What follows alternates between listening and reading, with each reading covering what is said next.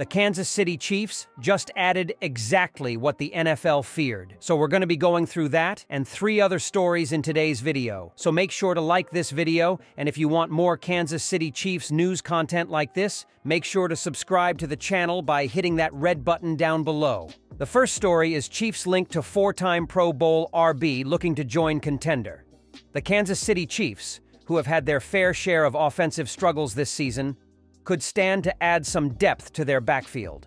Isaiah Pacheco and the run game could be relied on heavily down the backstretch of the season if Kansas City hopes to avoid shootouts against whoever it may face during the playoffs.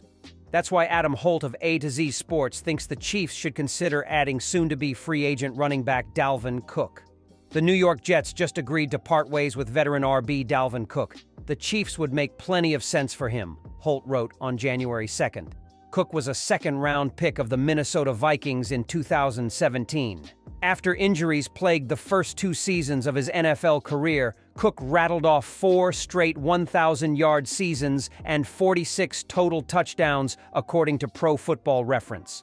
During his first 6 seasons in the NFL, Cook accumulated 5,193 rushing yards on 4.7 yards per attempt, 1,794 receiving yards on 221 receptions, and scored a total of 52 touchdowns. Despite a strong 2022 campaign in which he had 1,173 yards and 8 touchdowns on 4.4 yards per carry, Cook hit free agency this offseason at 27 years old and waited a long time to sign with a team. It wasn't until August that he signed with the Jets, who had second-year RB Breece Hall a little less than a year removed from a torn ACL. Though Cook received a 1-year, $7 million deal from the Jets, which included $5.8 million in guarantees, Cook's involvement on offense in New York was minimal this season. After getting 13 carries in the regular season opener, Cook hasn't eclipsed double-digit carries in any other game and has received 5 or fewer carries in 10 games this season.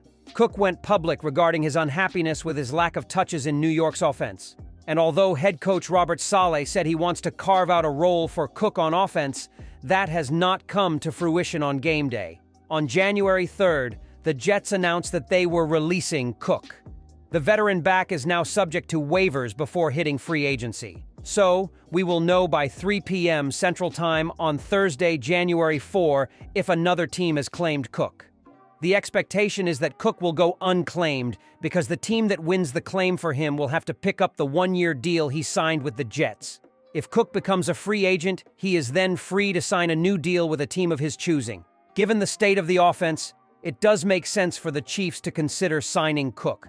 Pacheco's body has taken a beating for 14 games so far this season, and if the Chiefs decide to run the ball more moving forward, then they will need another player with some explosivity in between the tackles and in the open field. Clyde Edwards-Helaire and Lamical Perine haven't shown they can consistently do that, but maybe Cook can. In the end, it's up to Kansas City's evaluators to determine whether Cook's lack of usage in New York was due to signs of age, Hall recovering much faster than expected and taking on a large role as a result, or a combination of both.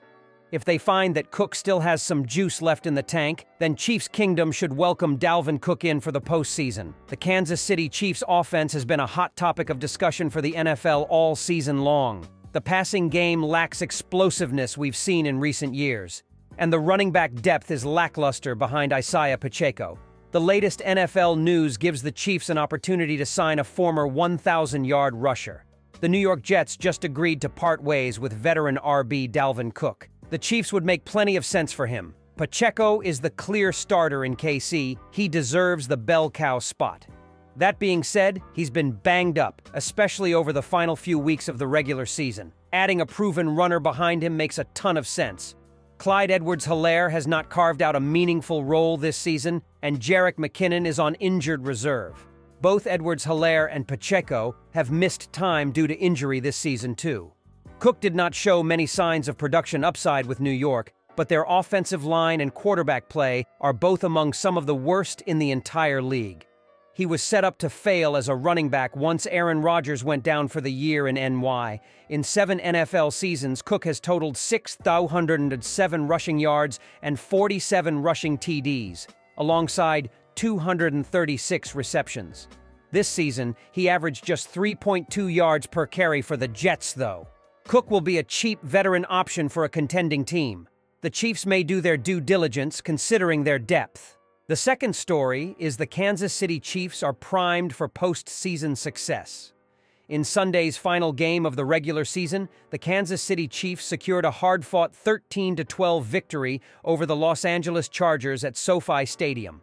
Entering the game, the team had already won its 8th straight AFC West championship and solidified its position as the number 3 seed in the upcoming AFC playoffs. This allowed it to rest its starters, depending on reserve players, to get the job done in Los Angeles. But the Chiefs will need all hands on deck this Saturday, when they open the postseason with a home matchup against the AFC's 6th seed, the Miami Dolphins. Should Kansas City win that game, there's a good chance the team will have to do something it hasn't done since the 2015 season: face a playoff game on the road. While discussions about the potential challenges of being away from home during the postseason linger, the Chiefs exude confidence. They are ready to dismiss doubts beyond the familiar confines of the iconic Geha Field at Arrowhead Stadium. Still, doubts have circulated regarding Kansas City's ability to thrive away from its home turf. Some critics suggest that the team's home field, often lauded as the loudest in the league, and the formidable Chiefs Kingdom might no longer be the team's secret weapons.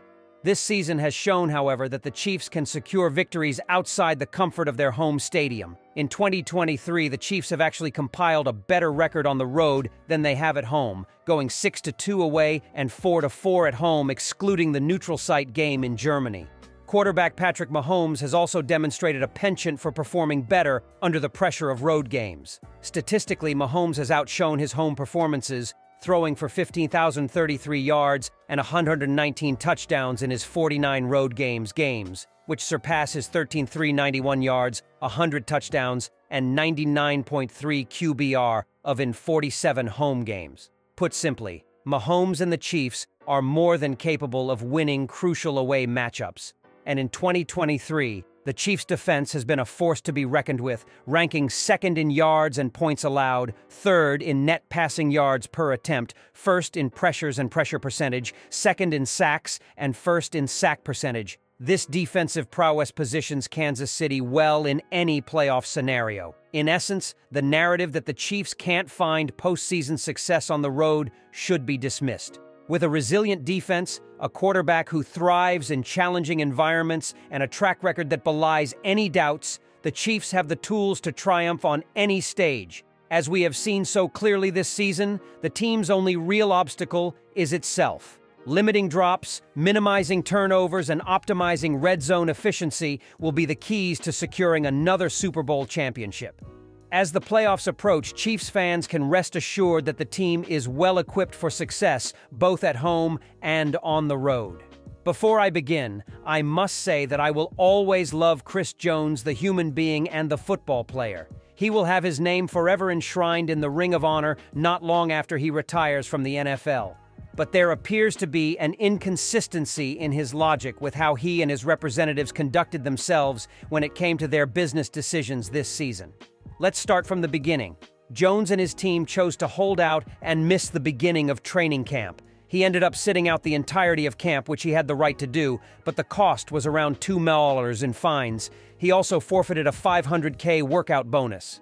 At that point, although a fair number of fans were upset, it was still the preseason, and we all knew that Jones would be in game shape once he reported. Then came September 6th, the day before the Chiefs' first regular season game against the Detroit Lions, and Jones was still holding out. By that point, there was a 100% chance that he would miss a regular season game due to his holdout. Suddenly, things had shifted. Jones and his team made a grave mistake at this point. They assumed the Chiefs would buckle and meet their demands, but Kansas City never budged. Instead of saving face and reporting in time to play in Week 1, he decided to extend his holdout into the regular season to avoid risking an injury without a long-term contract. Not only did Jones not play in the game, but he showed up to Arrowhead and sat in a suite. He sat between his two agents and watched his team open the season with a 1-point loss in primetime to the Lions.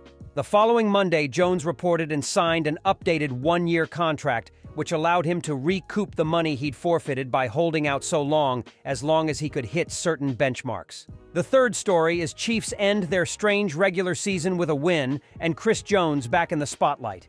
You can call this year's version of the Kansas City Chiefs, the NFL's reigning champions, an enigma. Analysts looking for a different word might consider the Chiefs to be puzzling, a team that Sunday finished its strangest season in more than a decade. These Chiefs are not an upstart, or a dominant defending champ, or even a consistent Super Bowl contender. Instead, the Chiefs' regular season, which ended Sunday with a 13-12 victory over the Los Angeles Chargers in a meaningless game for both teams, was a 17-game odyssey, a voyage that began in early September and ended in early January, with Chris Jones in the spotlight each time. Under normal circumstances, Jones wouldn't have been in uniform Sunday or wouldn't have played a snap.